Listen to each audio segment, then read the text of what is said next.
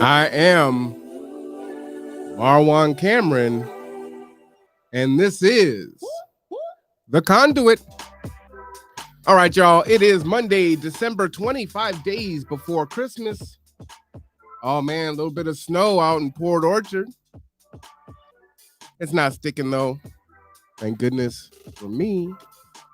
But who knows? Maybe there'll be a Christmas miracle and some snow for Christmas. The weather is up and down. It is 39 degrees in Kitsap County. As I understand it, we will not be getting much warmer than that today, but we will probably experience a lot of rain. So it will be cold. Govern yourselves accordingly. This is the last week before Christmas. Lots to do. We are definitely tremendously busy this season. And as we go on to folks leave for their holiday breaks and other organizations are a bit slammed, we'll check in with many folks at the beginning of the next year after New Year's 2022. Hard to believe, already here. Already here.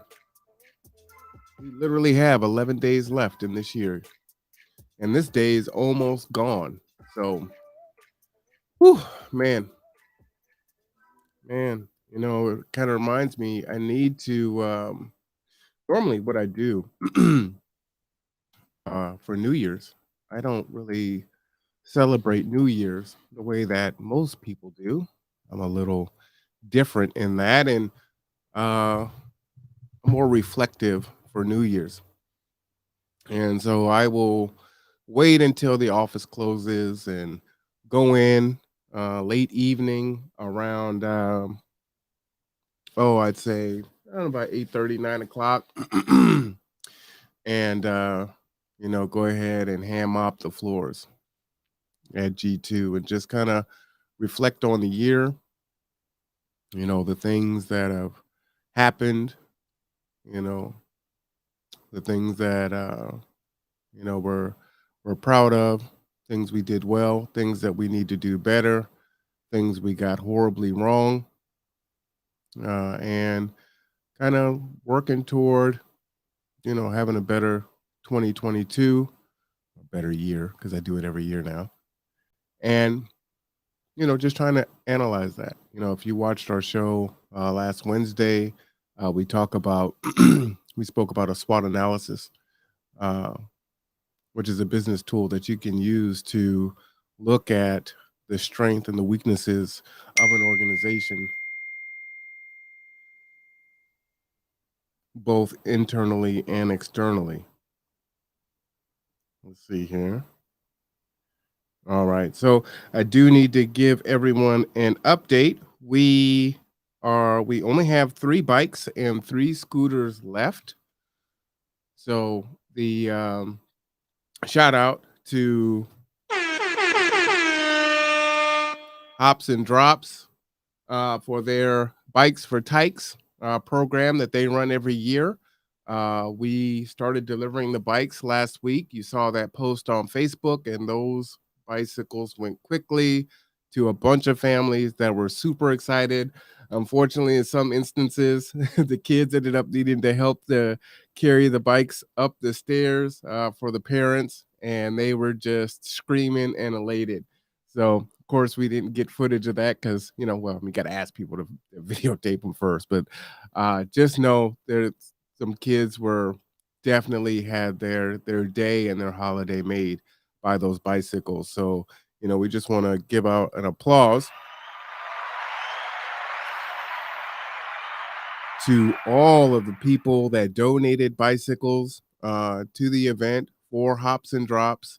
And, again, big thank you to Hops and Drops.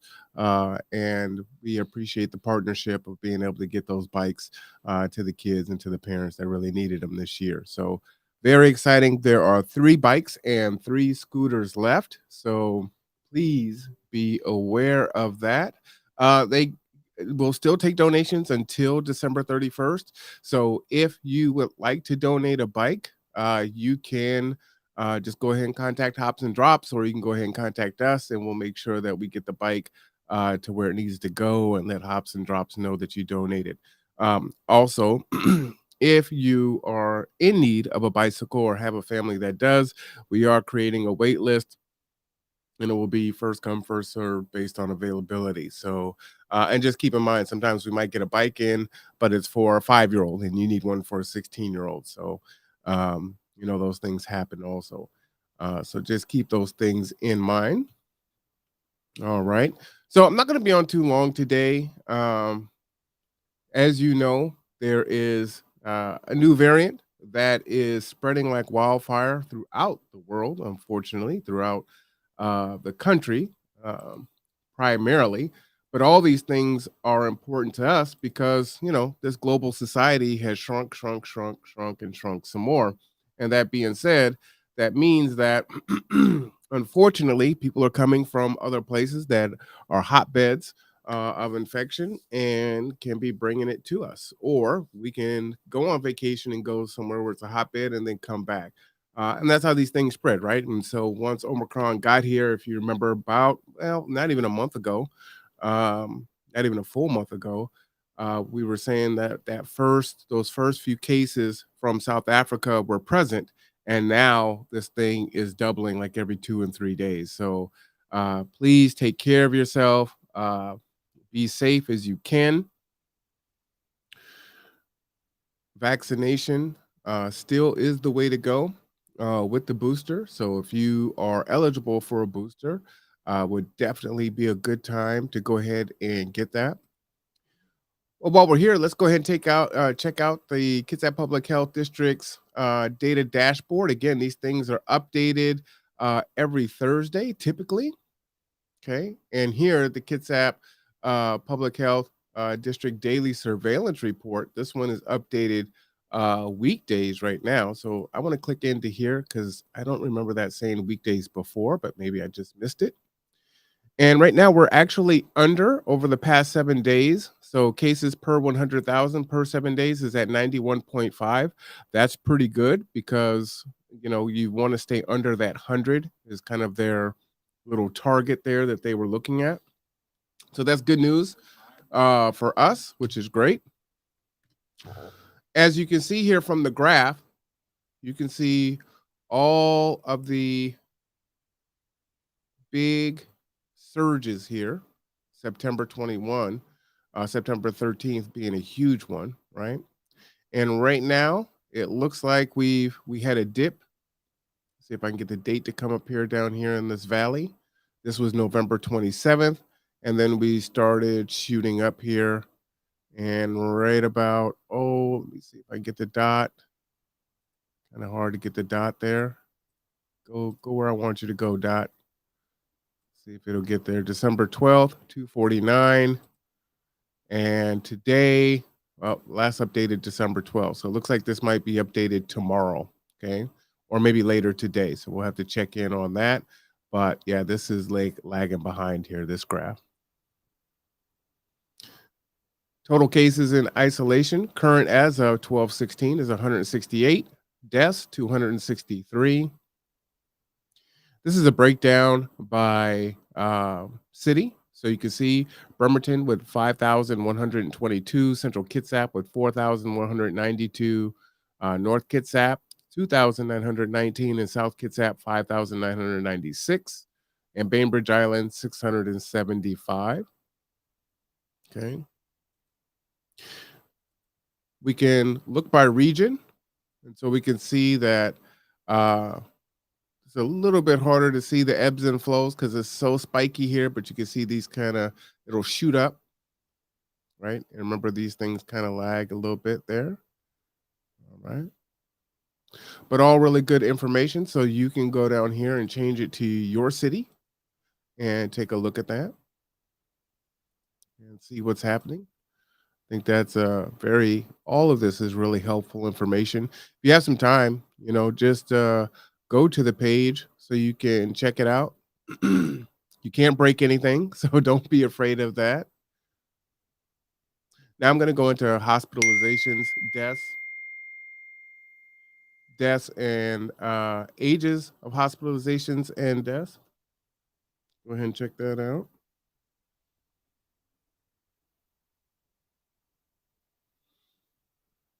Put my phone on mute. Sorry for that dinging there. And again, this number, as you know, Dr. Gamaro was on last week, and we were looking at the if you're fully vaccinated here, right? This is new hospitalizations by the week of admission, and this was ending last week, right? 13 COVID 19 hospitalization or 13 COVID 19 hospitalizations among Kitsap County residents have been so far identified. In the past 30 days, unvaccinated people ages 12 to 59 were 5.6 times more likely to be hospitalized for COVID 19 than those fully vaccinated. Unvaccinated people age 60 plus were 2.5 times more likely to be hospitalized for COVID 19 than those fully vaccinated. Okay, so what you're looking at here is, again, doesn't say that you're not going to get COVID if you are vaccinated. What it says is you are far less likely to be hospitalized if you do have a breakthrough case. And what's really huge there, as I'm watching UPS doing a delivery, I'm like, who's knocking on my door? But why this is huge is we know that Omicron is so much more infectious, right? And so while so far the data is showing that it is not as deadly so far, right? They keep saying that. You still don't want to get sick. How you doing there, Mr. Dent? Appreciate you there. So 5.6 times more likely to be hospitalized than those who are fully vaccinated. All right.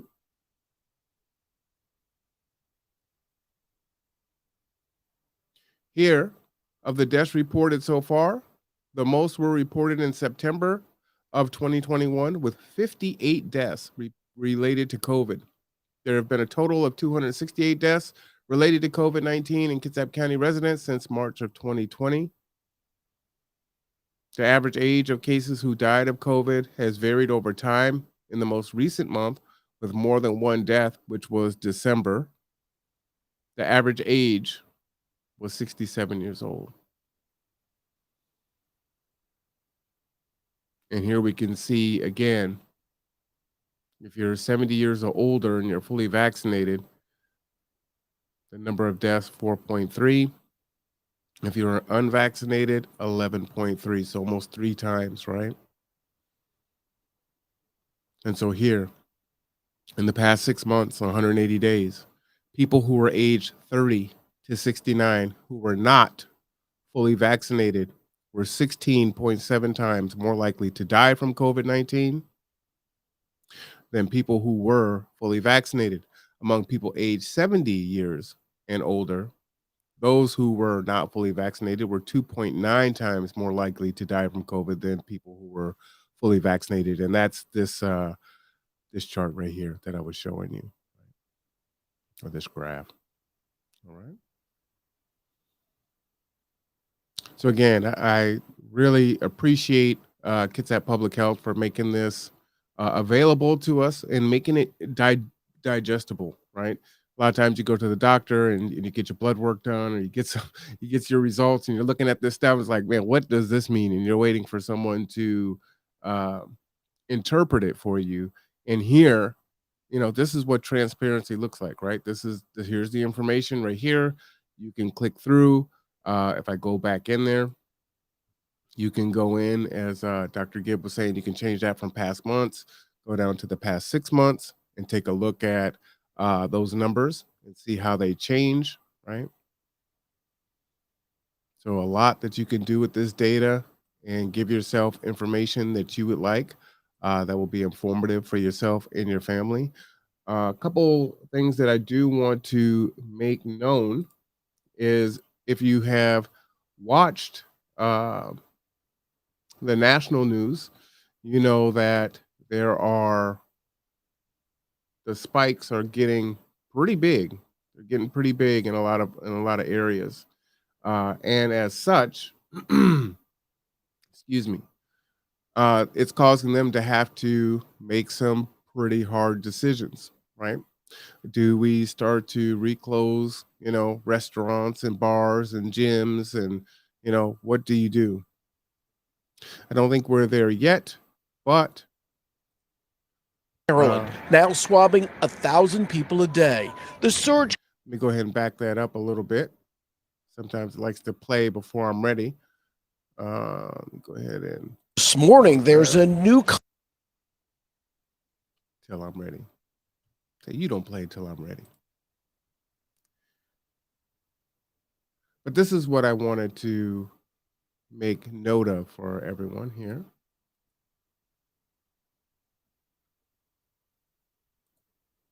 kind of holiday traffic. Cars bumper to bumper and long lines at COVID testing centers across the country. This is probably one of the shorter lines we've been seeing around the city, and I think we're going to be here for at least 45 minutes. From Florida, where this location turned away hundreds looking to get tested, we were so busy that we kind of cut off the line at like one or two. to this clinic in Maryland, now swabbing 1,000 people a day. The surge comes just days before the holiday weekend and amid increasing spread of the more infectious Omicron variant. Here's negative. Demand for at-home tests is skyrocketing too, leading to shortages in stores and online. With Omicron and the holidays and the flu season, it's likely there are not enough tests now. Stock so low, Walgreens has put purchase limits on the popular kits. While a struggling and sluggish supply chain is partially to blame, experts also point to a slow rollout. While the FDA has approved 13 at-home COVID tests, other places like Europe have more than 36 kits available for use, and tests are getting expensive. While the White House has said Americans can soon seek reimbursement from insurance companies for the at-home tests, that doesn't go into effect until January and does not apply to tests ordered now. The Biden administration says a boosted testing effort is in the works. But for those looking for peace of mind before gathering for Christmas, the best place to start is online. Search for appointments through your local health department, which are often free, and pharmacies in your area. But act fast. Health experts say everyone should test 3 days before gathering. Right. So that is that Kids at Public Health website that is there for you. So please check that out. That is the advisement.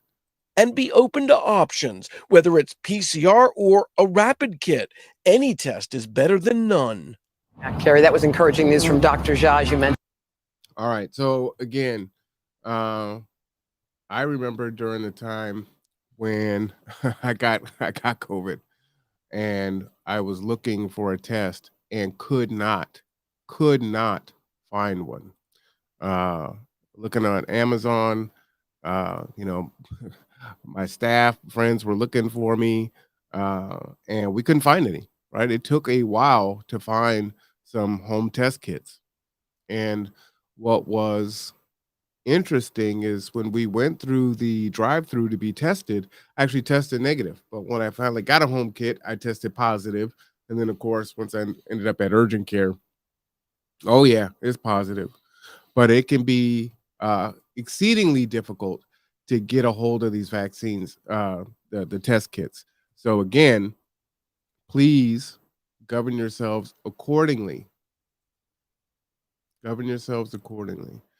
We've got a lot of things that we're looking forward to next year, and we'll have to ask ourselves, are we going to do things a little bit different?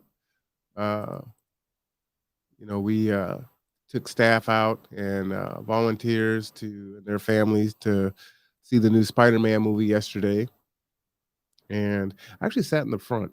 I sit when you first walk in the disabled chairs right in the front. So I sat there. So I never actually looked back to see how many people were actually at the theater. But when I looked at tickets on Tuesday, there were only 2 people that had purchased tickets. So I was like, okay, it's a big movie. This thing could get filled up. And so you want to enjoy the holidays and enjoy time with families and friends. And and wellness and self-care. All these things are tremendously important, but your physical health is also important. So just be careful as you make the decisions to go out and do things and participate, and who you choose to be around, and understand that those that you are around, you know, you may not know who they've been around, right? Because our friends and family, not we're not even talking about strangers now, just friends and family may feel very differently about the vaccine or the virus. And that said, they're like, you know what? I don't wear a mask around anyone. Everything is all good. I just come and go and do whatever as I please.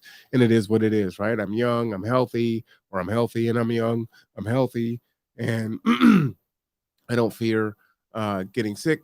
And if I do, I probably won't get very sick anyway. So just no big deal to me, right? And so you've got to understand that there are people out there that feel that way, and so you have to protect yourself as much as you can. COVID surge, even though there is this big surge of Omicron, the Delta Plus variant is still taking lives. We just hit over 800,000 deaths in this country several days ago. Omicron has not taken that over. Hospitals are filling up throughout the country. And so it's important for you to, I don't know, be cautiously optimistic while at the same time understanding and critically assessing what's happening, right? There is still Delta Plus. There is Omicron. Omicron is coming on quickly, but there are people that are still getting sick. There are people that are still dying. There are still people who are, being put on, forced ventilation and things like that. Uh, you have got to be careful. You've got to be careful. And Omicron is affecting younger folks, is something that we're seeing. There's one other video that I wanted to play for you, if I can find it. As I said, there's try to put these things to the side, but I go through so much information in the course of I need like a USB to plug into my brain and just download it all. Because it just comes so much info. Anyway, fair use. Uh, this is for educational purposes. Just want to make sure that I put that out there. Let's see if I can search it really quick.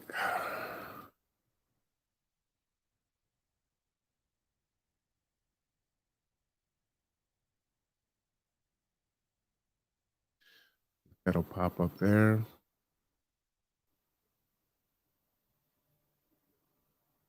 I don't see it here.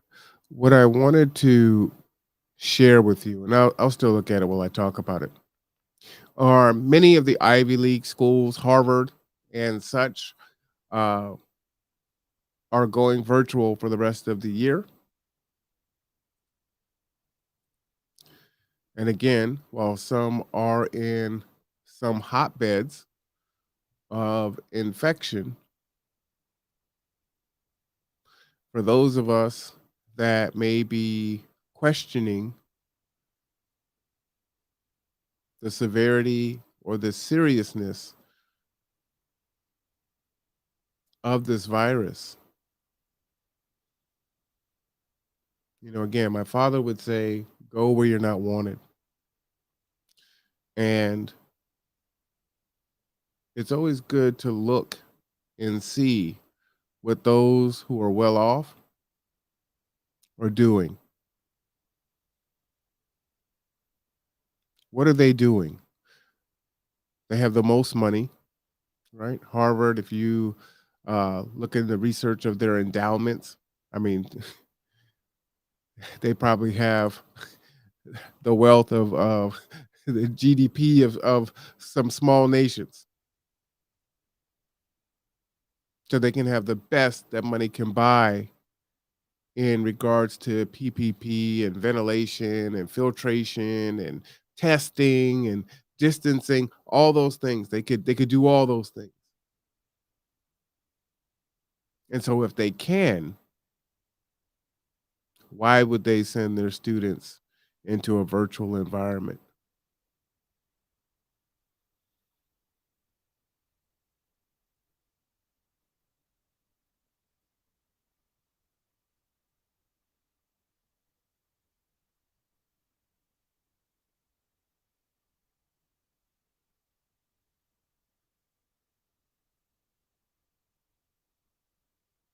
I just want you to think on that because you can analyze not always what someone says, but their actions. Why would they do that?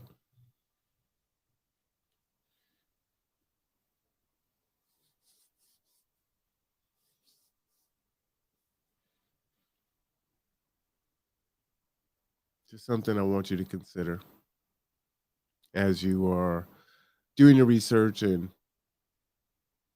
trying to figure out what's best for you and cutting through the noise. Hopefully, you are not just looking at information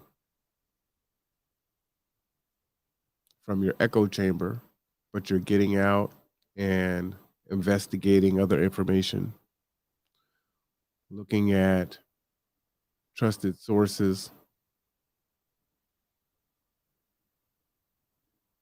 And I don't mean like sources that you may trust yourself, but sources that are more universally accepted.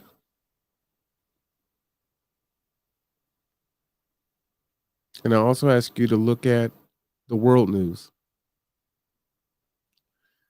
and look and see what's happening, not just to you locally or what they're saying locally, not what they're saying nationally,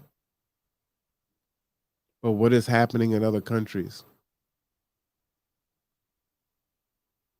What has been the impact on other countries? What are other countries saying about us in regards to the pandemic?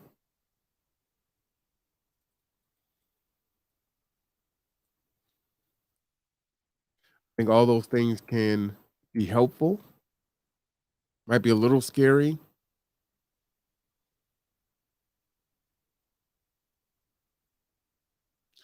I know that hearing information that may be counter to how you feel or what you believe or what someone you love or trust believes can be hard to digest.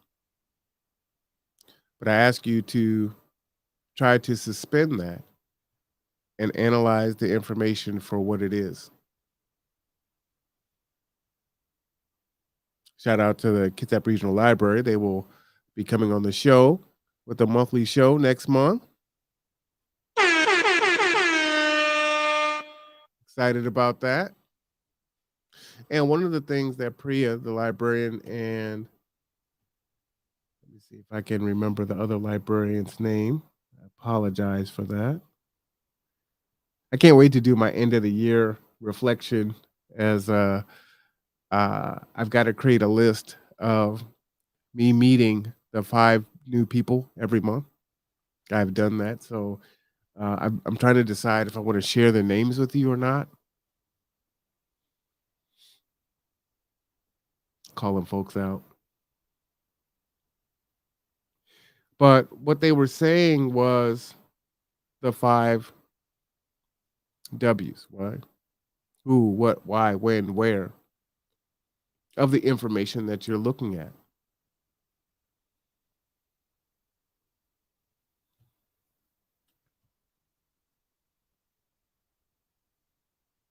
I tend to be a trusted source in my circles because they understand that I actually researched the information. And while I may give or solicit my opinion is based on the facts that are presented. And for the conversations that I have with those that are close to me, I often will send them the information like, hey, watch this.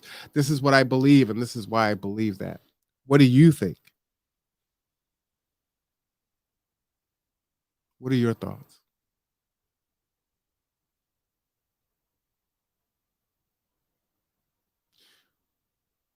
one other thing I want to leave you with. Have to start with this fight against this highly transmissible COVID variant. Omicron is now confirmed in at least 46 states and the District of Columbia. Dr. Fauci saying it's so contagious, cases are doubling every 2 to 3 days. We are going to hear from Dr. Ashish Jha in just a few moments. But first, our chief national correspondent, Matt Gutman, starts us off at a testing center here in New York where demand is through the roof. Good morning, Matt. Hey, good morning, Amy. We are on Broadway. The show's here shutting down, lines opening up, getting longer. New York considering canceling its famed New Year's celebrations. That as clinicians across the country, including Dr. Fauci, remark on the incredible spread of the virus, calling it extraordinary. This morning, as we head into Christmas week, Omicron surging from coast to coast. Already dominating in Houston, where one hospital found 82% of new symptomatic cases are caused by the variant, becoming the dominant variant there in less than 3 weeks. Omicron appears to be so much more contagious and transmissible. It's really achieved in about 3 weeks what it took Delta 3 months to accomplish. Now, at least 4. Let me pause there. And again, right now they are saying that it's milder, right? But again, that's not for everyone. Some people are still getting really sick. And when you're talking about millions of people that are getting the Omicron variant of COVID-19,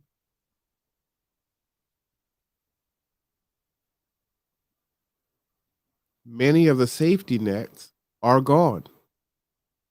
Unemployment, the bump in unemployment, stimulus checks, moratorium on eviction,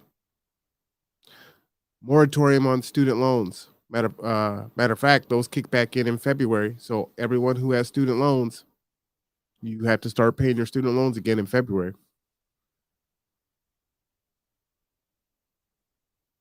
Credit card companies holding your payments off. All of the safety nets that were in place are really no longer there. And then you add inflation on top of it.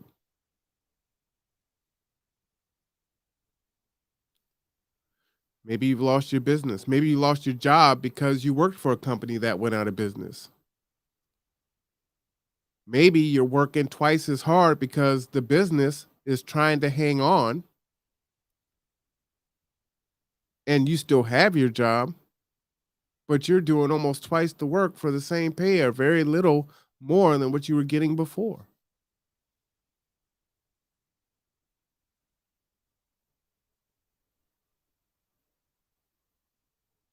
What happens if you don't have someone to watch your child who gets sick? Now you've got to take off work. Do you have sick leave? Do you have vacation leave?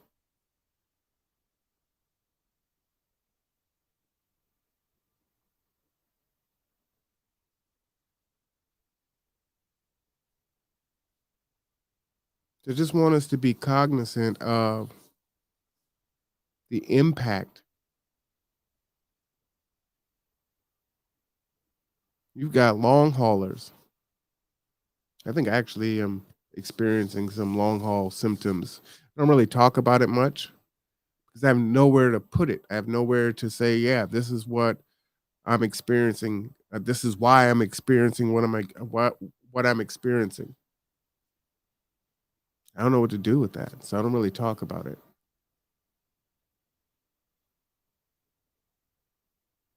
But I know that I haven't been the same since COVID. That I know. I don't know how to quantify it, qualify it. Is it in my head?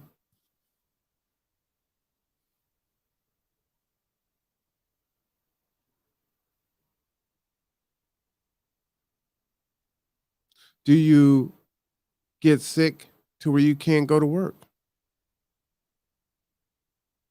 You're being paid hourly. You've got to pay your bills. Most Americans, just like the housing crisis of '08, may not recover, are still in crisis. But because of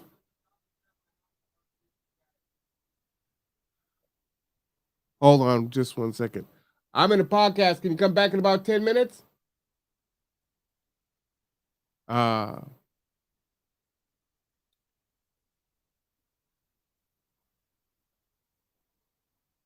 love when my ring works. I should look up there more often. And I could have talked to him. I should have turned the mic on. So,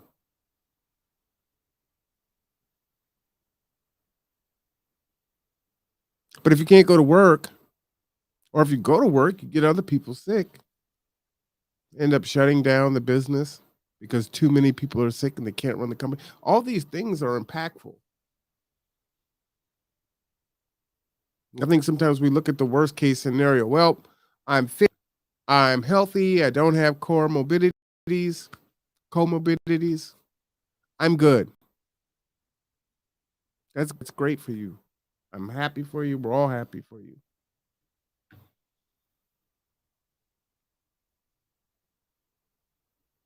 However,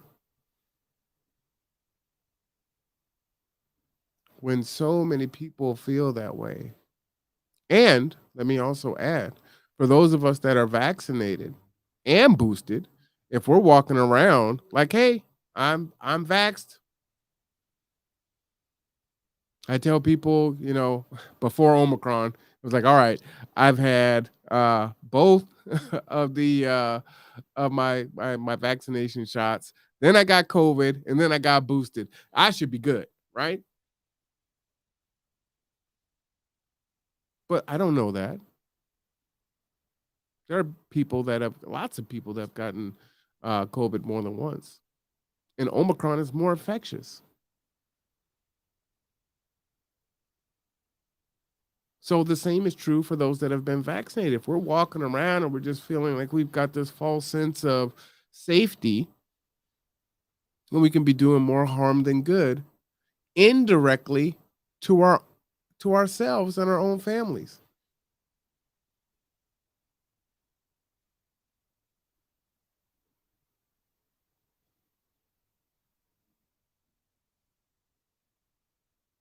And I don't think those that are for vaccinations and social distancing and wearing the mask and things of that nature articulate that very well.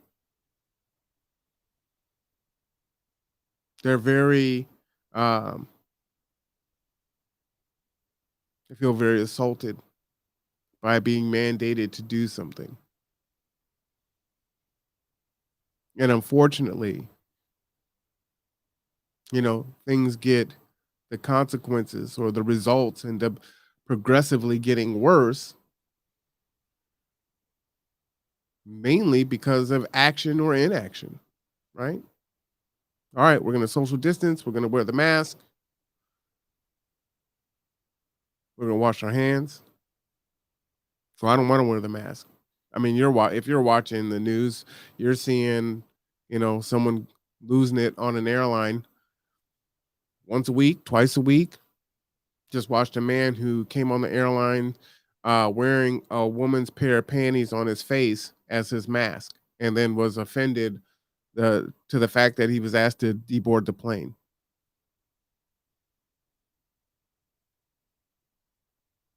And it's like, how does that help? How does that help?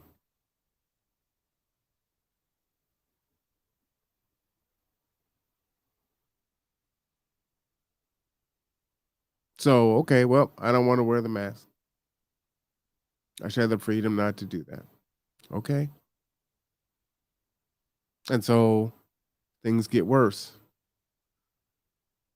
And then there's the next step, right? We're going to close this down. We'll close down restaurants. We'll close down gyms. We'll close down whatever it is. Nope, not gonna. All right. Well, now they're talking about mandating vaccine. Well, you really don't want that, right? And so the line just continues to be moved when if we just social distanced in the beginning and wore a mask, that these measures that seem so draconian and against the spirit of the United States would likely never have become necessary.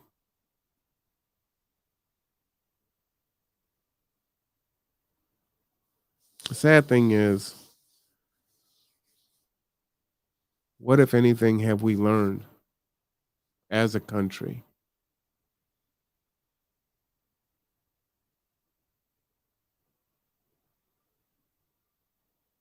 Shout out to my Bremerton High teenagers that came onto the Conduit about a month ago. Has it been a month? Maybe it's been a month already. You know, I asked them, I said, hey, let's say we're past COVID-19. We're on the other side now, as a country, as globally, right? Everything is back to normal. We know that there will be another pandemic.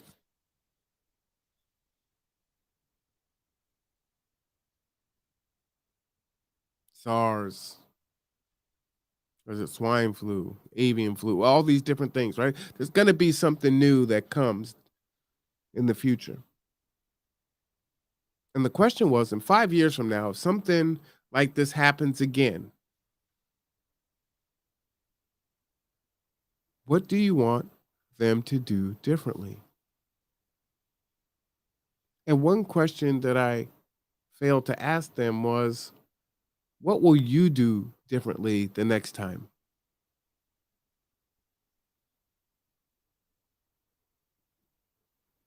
You hear me say all the time, you know, I'm powerful, right? We're powerful. Power is taken, it's not given. And you do not need to wait for others. That if you do certain things and the folks around you do those things, then those things can spread for good and for bad. And so, what good will you do the next time something like this happens?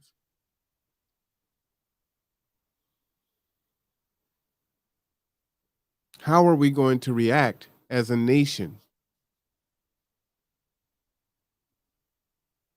There's a time now where it's probably been never more true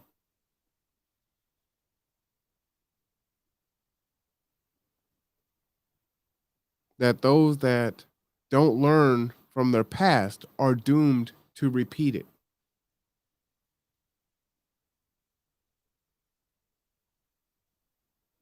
Our past is 2020, our past is 2021. We still are presently living with a global pandemic that right now is allegedly more deadly in regards to Delta Plus, more infectious in regards to Omicron. Don't know if it's over.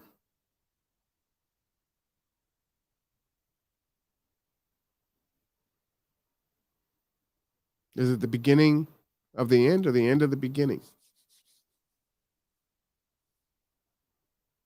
But what happens next time?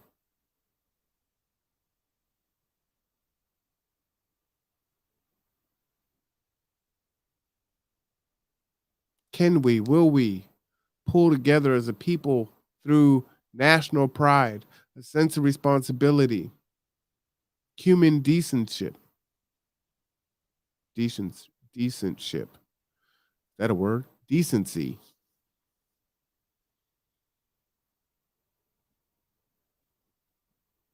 Can we learn from our past mistakes? Or will we politicize?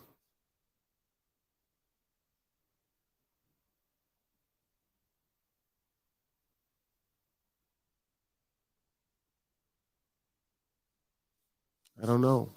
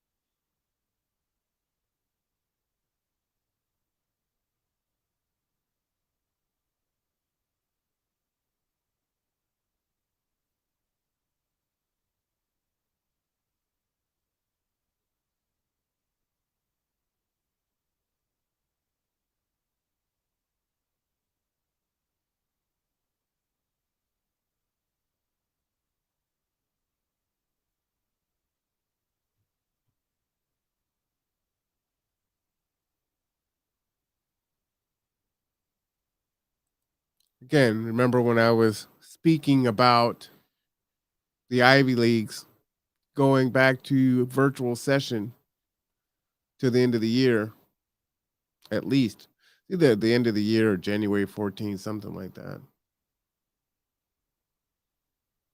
Again, what are wealthy individuals, wealthy institutions, what are they doing?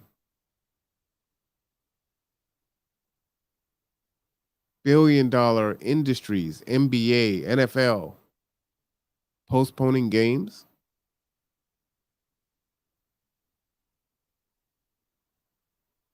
Right? The bottom line is money.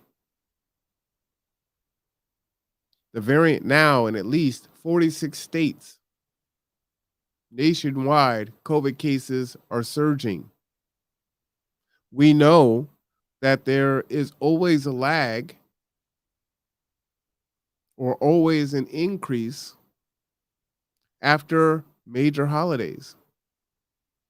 I showed you the local graph, but we see that.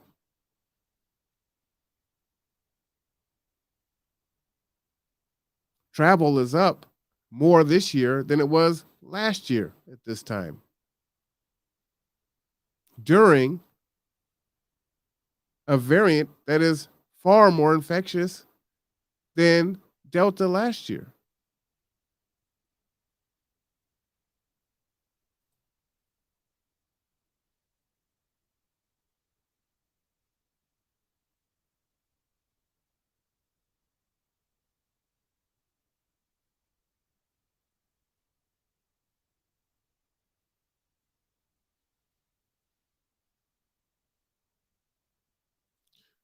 I just want to pause there too, right? 5 states calling in the National Guard.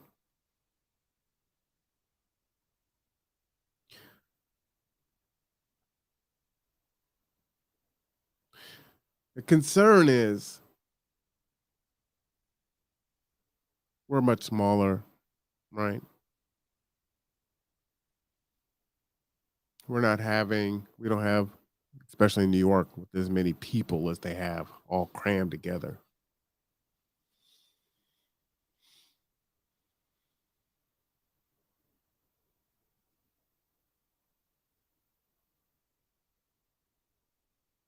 We're very resilient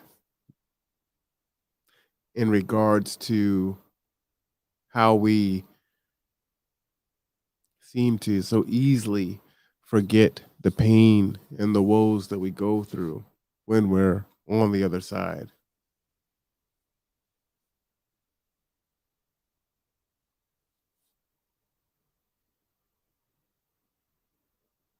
It was the military ship, the floating hospital, the U.S. something Mercy. Remember when that thing was floating around and trying to help out and do those things? I mean, there was a time when things were so bad.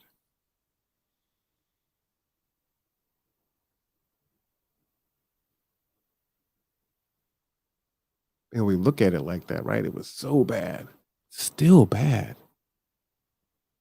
And the safety nets are not there, regardless if you measure the efficacy of them or not. They're not there.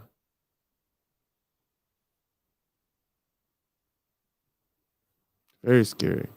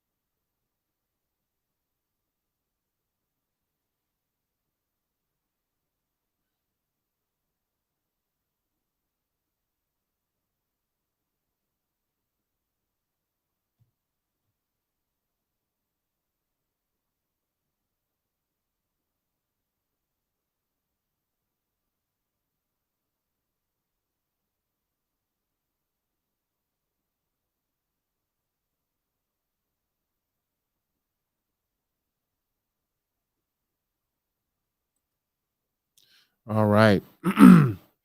So again, want you to have the information so that you can make an informed decision. It is holiday time. We've been living with this pandemic now for so long, and we need our friends and our families. We need to be able to celebrate, but we've got to be vigilant. Continue to protect ourselves. Continue to protect our friends, our families. Continue to protect our neighbors. And continue to protect those that cannot protect themselves.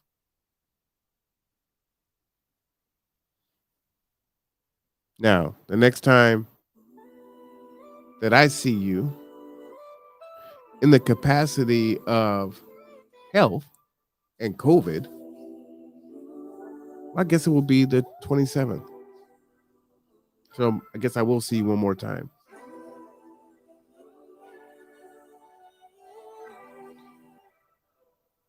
For those that celebrate, Merry Christmas, Happy Holidays.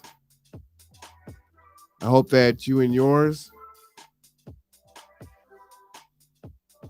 are able to do what it is that you want to do.